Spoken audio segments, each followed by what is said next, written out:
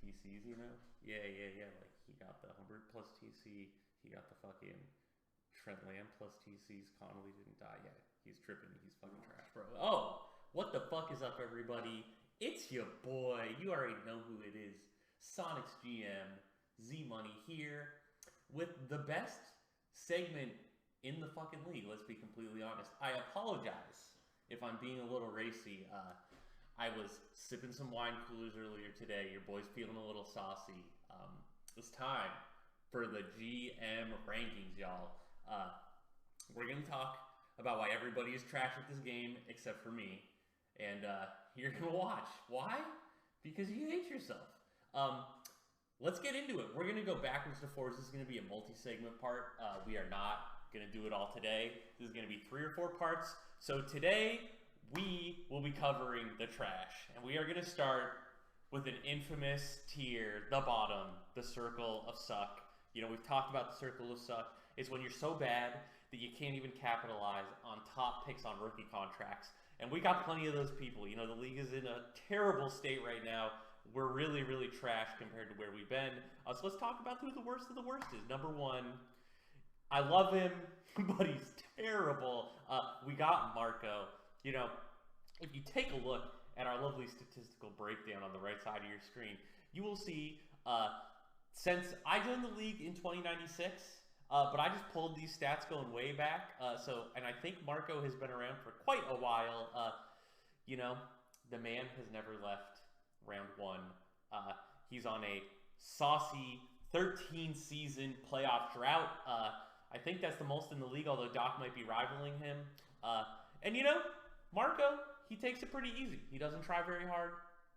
He has a tendency to make some pretty poor decisions. If I'm not mistaken, he's traded some of his top picks for trash recently. He does have Adam Hilton and Jalen Green and is likely to be entering the playoffs. Or I guess he doesn't have Jalen Green. He traded him for Joni Starry.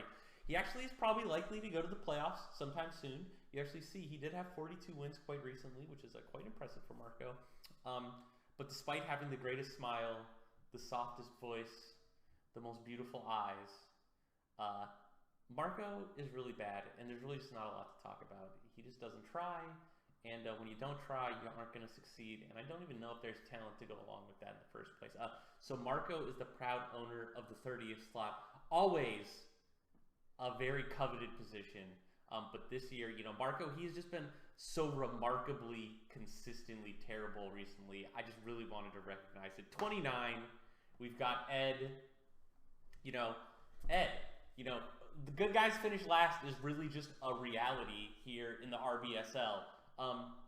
You know, I pulled the stats from the Suns. I realize Ed is with the Pelicans. This is potentially a contentious pick. You know, Ed, back in the day, with the Bubby Healed. With the Bobby Healed teams, as you can see, he went on a bit of a playoff streak from about 2101 to 2107. But Ed has been nothing short of, well, A, he's been completely non-existent, but he's also just been doing some terrible GMing. He basically shows up once a year to sell off his players for nothing and then make bad draft picks. So he is also working on a double-digit playoff drought, 11 seasons. The Pelicans are not about to make the playoffs, so if you want to connect the two franchises, Ed is also working on a big drought.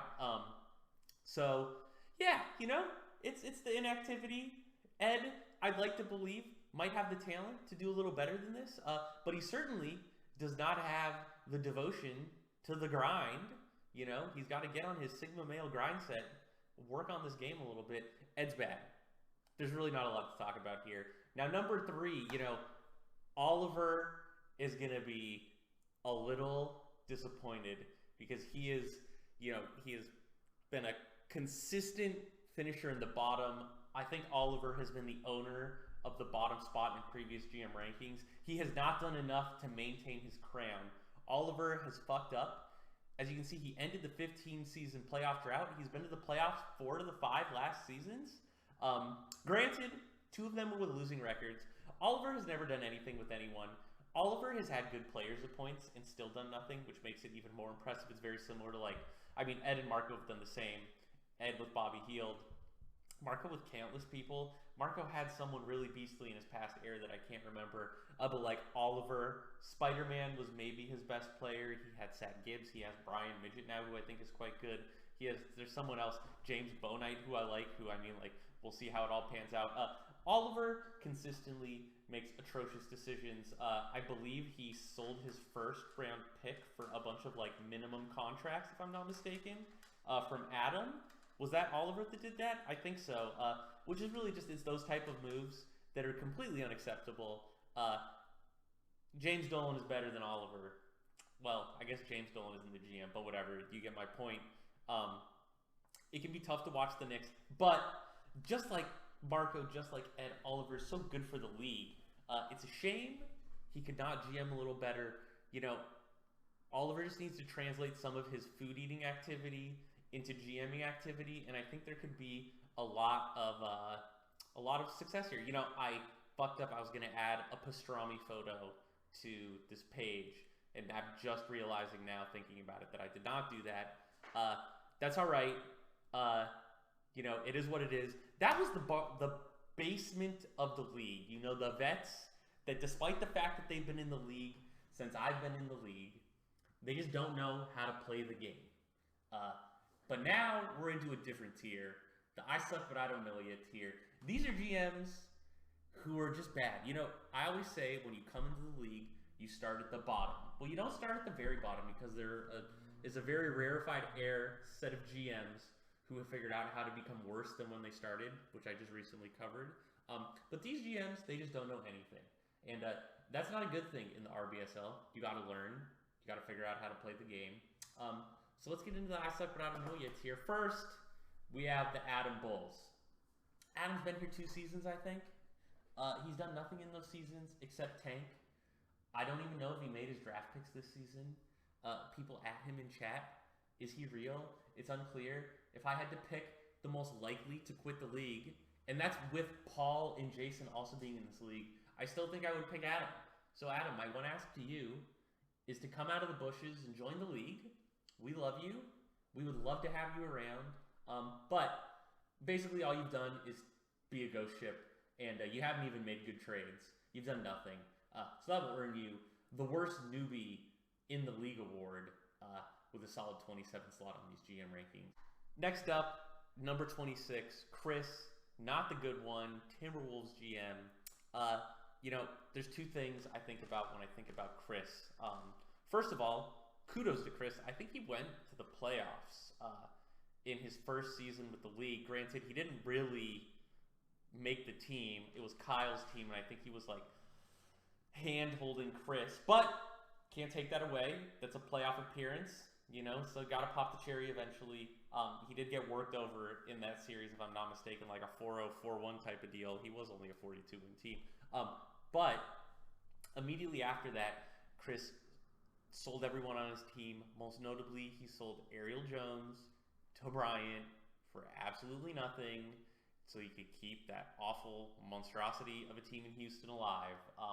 And I think what really speaks to the inexperience of Chris is that if you look at the assets that Chris has had to draft with, that he got from selling the team that was Kyle's team from before, there's really nothing. Like, Chris has, if I'm not mistaken, almost no notable picks currently outside of his own to draft with. I think there's some low-quality pick, like a Grizz pick or something, that he has in addition.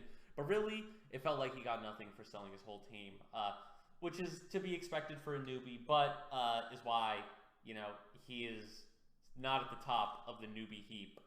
He's done basically only move slightly backwards. I mean, at least he's tanking. That's good.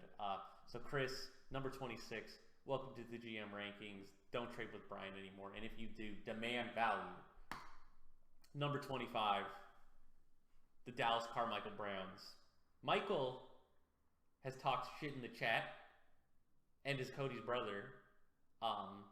But beyond that, he has done nothing except tank. He has made no good trades that I am aware of. But he did draft Carmichael Brown. Did I mention he drafted Carmichael Brown? He looks like he's going to be a quality player. Will he be better than Maximo? I mean, I like this timeline where Maximo and Carmichael Brown are like stepbrothers. And they're both in the league, and one of them's got to be the best. I don't know if that's canon with everybody, but it is for me. I'm very excited to see what Michael can do. He's still building the team. He found himself on the better half of all the newbies, the 4 newbies, because he picked Carmichael Brown, and he hasn't done anything too terrible yet. He hasn't done anything good either, so don't get too excited, Michael. But we'll see. I'm hopeful. I'm excited to see him fuck it up. Every newbie fucks it up. So it'll be good. 25. Next. 24. Not a newbie. Well, kind of a newbie. Paul, if I'm not mistaken, has been around the league before his most recent stint as the GM of the Trailblazers. If you want to call him that, it's a little presumptuous. He is more like the assistant to the non-existent GM for the Trailblazers. Paul has almost been good for a GM who's done literally nothing. You'll notice that I am doing this episode in between round 1 and round 2. I'm getting it out early. So the Trailblazers have notably beaten the Grizz. And you won't see their 21-31 record here in the stats because the season has not yet ended. The future segments will probably have the season updated stats. But it's important to note because beating Brian Arroyo and the Grizzlies is a huge deal. Did Paul really do anything for that? Well, I actually think he did, ever so slightly. Drafting Evan Mobley, he absolutely did not. Evan Mobley was a no-brainer, must pick. Good job picking him. Good job keeping him on your team. Not cutting him. Not trading him. That doesn't take a lot of effort, but you did it. But what Paul did do that I liked was he brought Kevin Davis back despite the debacle about losing him because he didn't know how to deal with extensions. Whew, was that a little disappointing to see GMs be that inept with technology. But he figured out how to get Kevin Davis back, and Kevin Davis fucking locked up Brian Arroyo. I said it in the main chat. It is not Evan Mobley that won the series. I mean, Evan Mobley was the best player on that team, but it was Kevin Davis locking up Arroyo that won Paul that series. So Paul has self-admittedly been a ghost ship guy. It's why he's low in the rankings. He hasn't done anything as a GM. Every single award will go to just Evan Mobley running a ghost ship, and I will give Paul almost no credit. That one quip about Kevin Davis is the only credit Paul's going to get from me. I think overall, he's basically a piece of cardboard as a GM. I mean that in the absolute best way, Paul. You just don't really play the game. So number 23. And then rounding out the newbies, we have the Maximo drafter himself, Cody's nuts. Cody, the only reason he gets to be at the top of the heap is because A, he made the playoffs with a team he genuinely made on his own. Granted, it took a terrible trade in the Jesus Deets trade. God, do I hate that trade. He traded every asset he owns for a fucking 30-year-old purple who's color bait. Like, Deets is bad for your offense. He scores terribly. He's aging. He's on a supermax contract. So I don't know. I like the chutzpah that Cody put in to will his team into playoff contention. I think it's all failing spectacularly, as I expect, with all new GMs in their first attempt. Just like, you either tank for 6 years and do okay, or you only tank for 1 or 2 and then you suck. That was what I did when I joined. Cody reminds me a lot of me doing that when I traded for a very old Madut to win 50-some games. Or did I trade for Madut and I forget the guy. He had like LeBron-like stats. Someone help remember what I had on my old teams. But anyways, this will fail. Maybe he'll reset with Maximo. Maybe he won't. That'll kind of be the big question. Deets is obviously not going to... I would be shocked if Deets stays more than 2 seasons with this team. But he just sold so many things for him. So it was a little sad to see. So those are your bottom 8 or 9 GMs. In the next episode, we'll be getting to actual living, breathing GMs. So those are all the GMs that are absolutely negative impact on their teams. They're not doing anything good. There's not a lot to talk about. There's either guys that have been completely stagnant and do nothing in the RBSL or newbies who still suck. We will actually talk about GMs that attempt things, that do stuff in the next episode. Thank you for watching. Love you. Toodles.